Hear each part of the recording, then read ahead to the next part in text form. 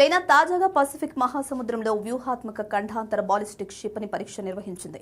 అణు జలాంతర్గామి నుండి ప్రయోగించిన ఈ క్షిపణి పసిఫిక్ మహాసముద్రంలో నిర్దేశిత లక్ష్యాన్ని విజయవంతంగా చేరినట్లు చైనా సైన్యం ప్రకటించింది.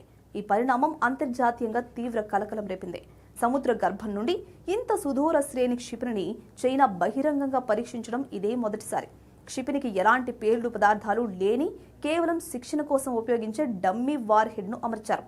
ఇది చైనా వార్షిక సైనిక శిక్షణలో భాగమేనని, ఏ నిర్దిష్ట దేశాన్ని లక్ష్యంగా చేసుకుని చేసింది కాదని, అంతర్జాతీయ చట్టాలకు లోబడే జరిగిందని చైనా సమర్థించుకుంది. Japan, Australia, New Zealand, Papua New Guinea వంటి దేశాలకు చైనా ఈ ప్రయోగం గురించి ముందస్తుగా సమాచారం అందించింది. అయితే అమెరికాకు మాత్రం అధికారికంగా సమాచారం ఇవ్వలేదని నివేదికలు చెప్తున్నాయి. కాగా ఈ క్షిపణి ప్రయోగంపై అమెరికా, జపాన్, ఆస్ట్రేలియా, న్యూజిలాండ్ మరియు పసిఫిక్ దీవుల దేశాలు తీవ్ర ఆందోళన, అభ్యంతరాలు వ్యక్తం చేశాయి. ఈ క్షిపణి పసిఫిక్ మహాసముద్రంలోని అణ్వస్త్రరహిత మండలం పరిధిలోకి వచ్చే సోల్మన్ దీవుల సమీప జిల్లాల్లో పడినట్లు సమాచారం. శాంతియుతంగా ఉండాల్సిన ప్రాంతాన్ని చైనా సైనిక పరీక్షలకు వేదికగా మార్చడంపై పసిఫిక్ దేశాల నేతలు తీవ్ర ఆగ్రహం వ్యక్తం చేస్తున్నారు. భూమి, ఆకాశంతో పాటు ఇప్పుడు సముద్ర గర్భం నుండి కూడా అత్యంత శక్తివంతమైన ఖండాంతర క్షిపణులను ప్రయోగించగల సామర్థ్యాన్ని చైనా ఈ పరీక్ష ద్వారా నిరూపించుకుంది. ఇది అమెరికా ప్రధాన భూభాగాన్ని సైతం సముద్రం నుండి నేరుగా లక్ష్యంగా చేసుకోగల శక్తిని చైనాకిస్తుందని రక్షణ నిపుణులు హెచ్చరిస్తున్నారు.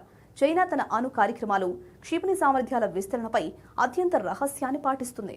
పెంటగాన్ అంచనాల ప్రకారం చైనా తన అణు ఆయుధాల సంఖ్యను 2030 నాటికి 1000కి పైగా పెంచే దిశగా వేగంగా దూసుకుపోతుంది. ఈ విధమైన అపారదర్శకత ప్రాంతీయ భద్రతకు ముప్పుగా మారింది.